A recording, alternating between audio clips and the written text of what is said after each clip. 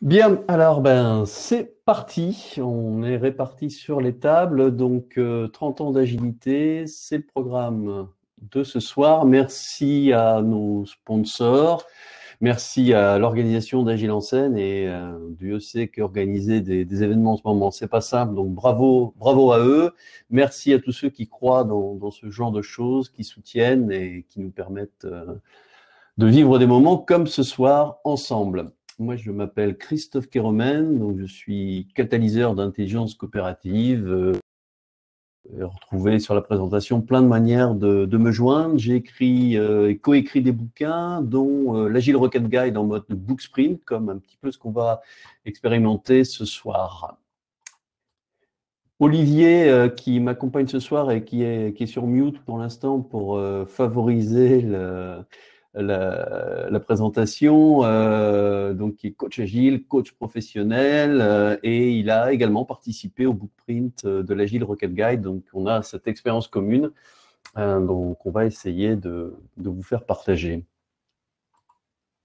Donc ce soir, objectif, écrire ensemble un livre dont vous êtes les auteurs, écrire ça en 1h30, un peu moins déjà maintenant, écrire nos histoires de 30 ans d'agilité. Donc c'est pas simplement échanger sur les différentes tables virtuelles, mais ça sera produire un contenu, produire en un temps contraint et même extrêmement contraint, puisque donc à 20h30, on célébrera le succès et ce qu'on aura écrit dans ce bouquin. Première itération, donc 30 ans d'agilité. Donc c'est parti pour la mini-conférence et ensuite, ça sera à vous de produire. Donc 30 ans d'agilité, déjà ça interroge. Pourquoi 30 ans? Alors tout ce que je vais raconter ici, c'est une histoire de perspective, c'est-à-dire que c'est ma façon de raconter les choses, c'est mon histoire. Et justement, l'invitation après, ça sera de raconter vos histoires.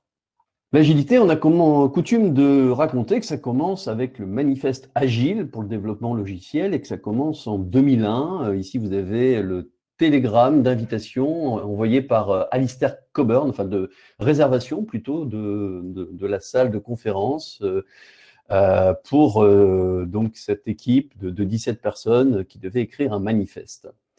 2001, ça fait 19 ans, ça fait pas 30 ans. Et étaient présents à cette réunion donc des gens qui étaient porteurs de méthodes légères, lightweight methods. Parmi eux, il y avait des représentants de DSDM qui venaient d'Angleterre, donc DSDM en 94. Il y avait des représentants de Scrum, que vous connaissez. Scrum, on peut estimer que ça commence en 1995. Il y avait aussi des représentants d'Extreme Programming, donc entre 96, 99, milieu des années 90. Et il y avait encore d'autres méthodes qui étaient représentées. Bon, vous voyez qu'en gros, on est au milieu des années 90, 26 ans, on se rapproche des 30 ans que je mentionnais au départ, mais on n'y est pas encore tout à fait. Et puis, entre parenthèses, ce manifeste agile pour le développement logiciel, il a des valeurs, des principes, mais il ne nous dit pas du tout ce que c'est l'agilité, il n'y a pas de définition dedans. Théorie de l'entreprise agile par Olivier Badeau. À votre avis, de quand date ce livre qui parle d'entreprise et non pas de développement logiciel?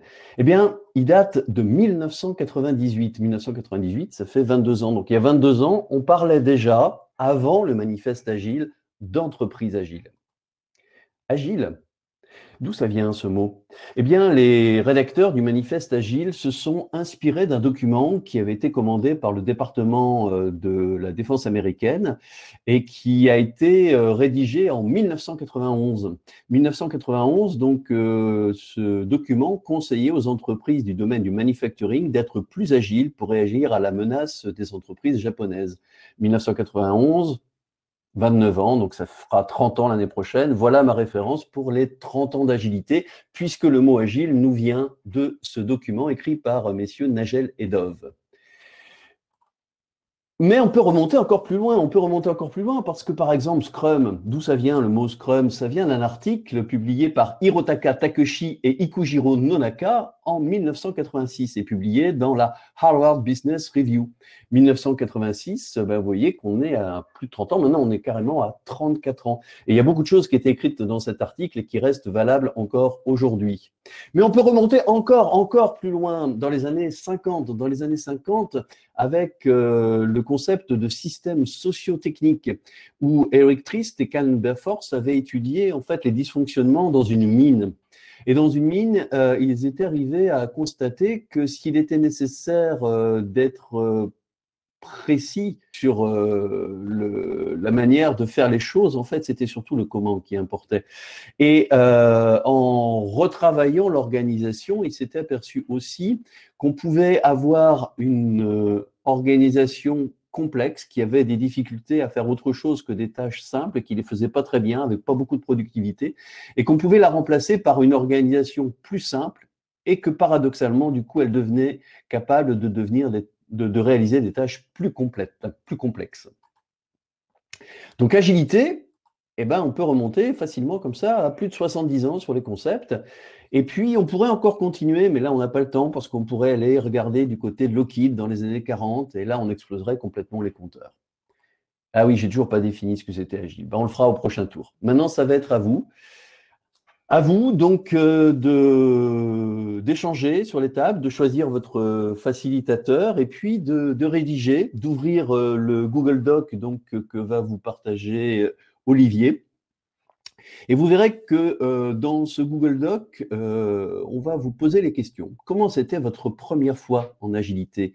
Partagez ça sur cette table. Est-ce qu'il y a eu une découverte? Qu'est-ce qui vous a surpris à cette époque-là? Qu'est-ce qui a fait sens pour vous? Qu'est-ce qui vous a parlé, qui vous a appelé dans cette agilité?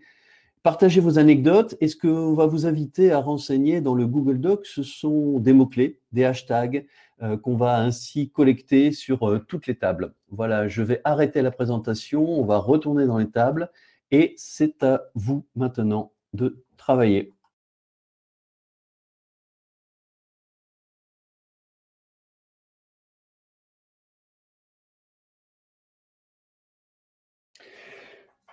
Alors, on passe donc dans l'itération numéro 2. Un bilan au présent. Comment ça se passe l'agilité en ce moment? Ben, l'agilité en ce moment, il y a pas mal de confusion. Il y a pas mal de confusion, il y a beaucoup de transformations et de la confusion entre l'agilité. L'agilité, c'est plutôt orienté valeur, c'est plutôt orienté impact, production d'outcome sur du ROI, du retour sur investissement. Et des fois, on a un peu trop tendance à se concentrer sur la vélocité, c'est-à-dire sur les livrables, sur les fonctionnalités, les requirements, ces choses comme ça. Première petite confusion. Ensuite, il y a cette idée qu'évoque Dave Snowden, l'auteur du framework Cunevin, que pas mal d'agilistes utilisent, qui nous dit qu'il y a cette idée bizarre qu'on pourrait juste prendre ces fameuses méthodes agiles et puis les appliquer partout dans l'entreprise et puis que ça pourrait marcher comme ça. Et puis, autre phénomène intéressant, la victoire des marques. Aujourd'hui, à chaque problème, agir à chaque question, agir dans l'incertitude, comment adopter une démarche empirique collective, comment manager dans la complexité, comment structurer, coordonner de petites équipes de production, comment transformation numérique des grandes entreprises. À chacune de ces questions, on a des réponses toutes faites sur étagère. On a l'agilité, on a Scrum, on a le management 3.0, on a le modèle Spotify, et puis bien évidemment, on a le fameux coffre-fort Safe. Cette victoire des marques, bien sûr, est soutenue par des certifications. Comme c'est certifié, ça va marcher, forcément. Et donc, cette agilité, elle est un peu prise en sandwich entre d'un côté les grands cabinets de conseil qui ont investi le domaine et puis qui poussent leurs solutions prédéfinies, toujours les mêmes, quel que soit le contexte, et puis les marques qui ont tout intérêt aussi à vendre leurs solutions toutes faites. Mais l'agilité, c'était pas s'adapter au contexte? Ah oui, j'ai toujours pas défini ce que c'était qu'agile. Bah, ça sera dans la 3e itération. À vous de jouer. À vous de jouer, donc, 2e itération, le présent, comment ça se passe pour vous aujourd'hui? Quels sont vos ressentis? Quelles sont vos fiertés, vos doutes, vos réussites, vos apprentissages? Partagez vos anecdotes entre tables et ensuite regroupez-les dans le 2e chapitre du Google Document. À vous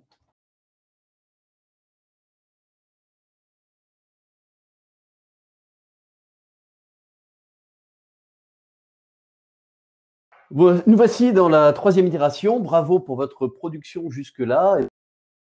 C'est au futur, aux perspectives de l'agilité. Et puis ça nous rend contents. Agilité, j'avais dit que je donnais une définition. Alors voilà une définition, c'est la capacité qui permet à une organisation de prospérer dans un environnement de changement constant et imprévisible. Cette définition, elle date de 1991. Elle a été proposée par Rick Dove, un des deux co-auteurs du rapport dont je vous ai parlé tout à l'heure, commandé par le département américain de la Défense.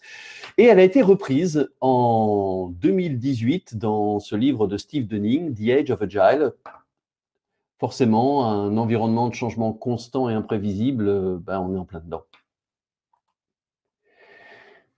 Une hypothèse, une suggestion, une piste que j'ouvre, c'est de dire que l'agilité a été décrite partiellement dans le manifeste agile de 2001 parce qu'elle répondait à un problème spécifique dans un contexte donné, le développement logiciel des années 90, ça fait un bail quand même, pour des petites équipes.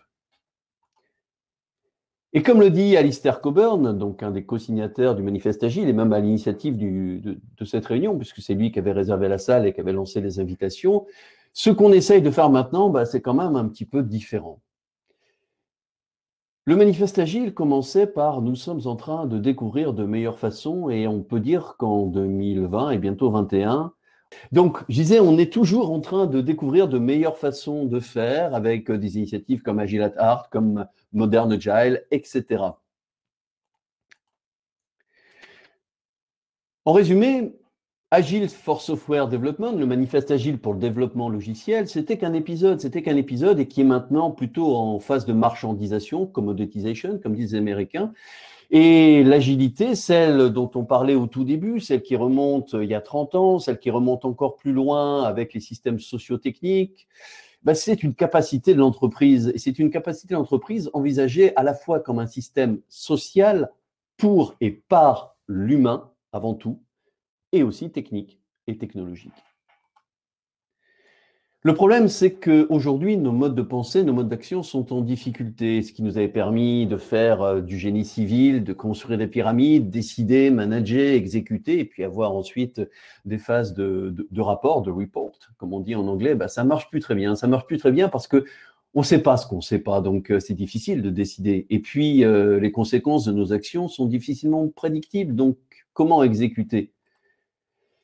Et c'est pas que le problème que les entreprises soient incompétentes, comme le dit Dave Snowden, c'est qu'elles sont très compétentes, mais elles sont très compétentes dans des paradigmes qui sont aujourd'hui inadaptés, obsolètes, inefficaces, voire contre-productifs.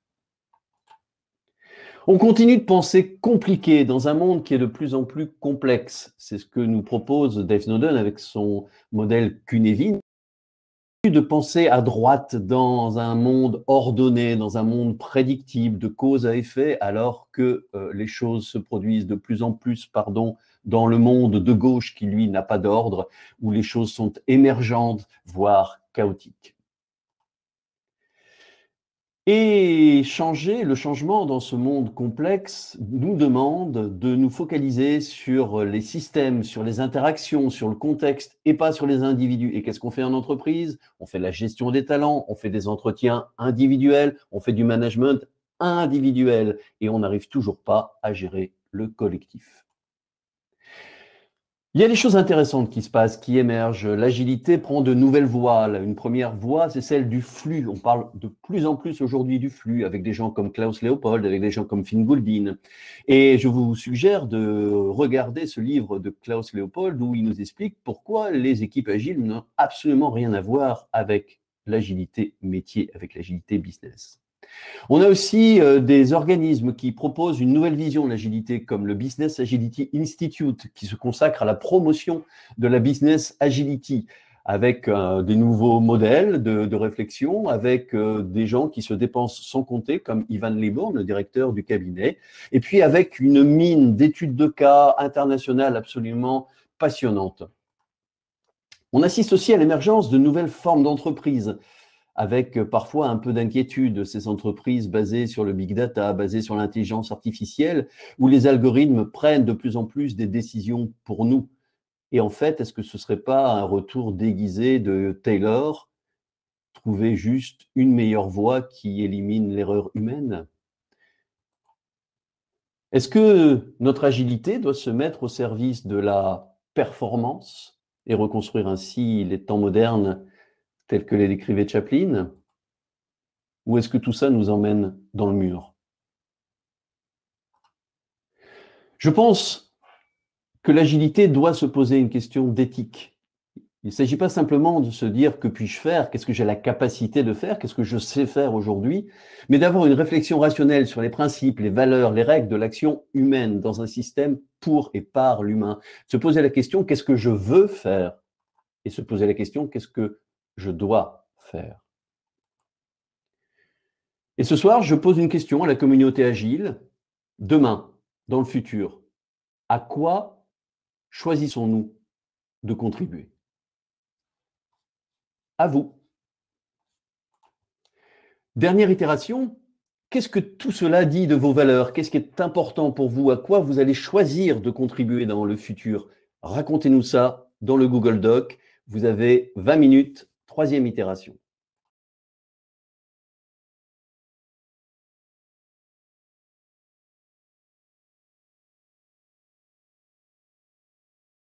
Bravo à tous. Troisième itération terminée. Congratulations, bravissimo. On va pouvoir constituer le document final. Donc, on a préparé ici, vous avez à gauche la couverture du document final, du petit bouquin qu'on aura produit donc tous ensemble, 30 ans d'agilité, The Book, donc la couverture a été faite par Caroline. Et puis, vous avez ici l'URL du Google Doc. Donc, j'ai prévu d'écrire, donc j'avais écrit une introduction avant, j'ai prévu d'écrire une postface après. Et puis, on publiera ça demain. Donc, demain, on mettra ça sur LinkedIn, sur Twitter, etc. Donc, n'hésitez pas à relayer partout. Et puis, vous voyez aussi en bas à droite, là, en forme de cœur, ça, c'est les mots-clés de tous les mots-clés que vous avez saisis dans la première itération qu'Olivier a collecté. Voilà, donc bravo à tous, c'est terminé, on est à l'heure. Alors là, je vous félicite grandement, c'est super. J'espère que vous avez trouvé cette expérience intéressante. N'hésitez pas à nous laisser aussi quelques mots dans le chat. En tout cas, merci d'avoir joué le jeu et voilà, on est ravis d'avoir pu proposer cette expérience. Et puis maintenant, moi, je vais pouvoir lire ça tranquillement et puis découvrir tout ce que vous avez partagé. Merci beaucoup et à très bientôt dans la vraie vie. Portez-vous bien.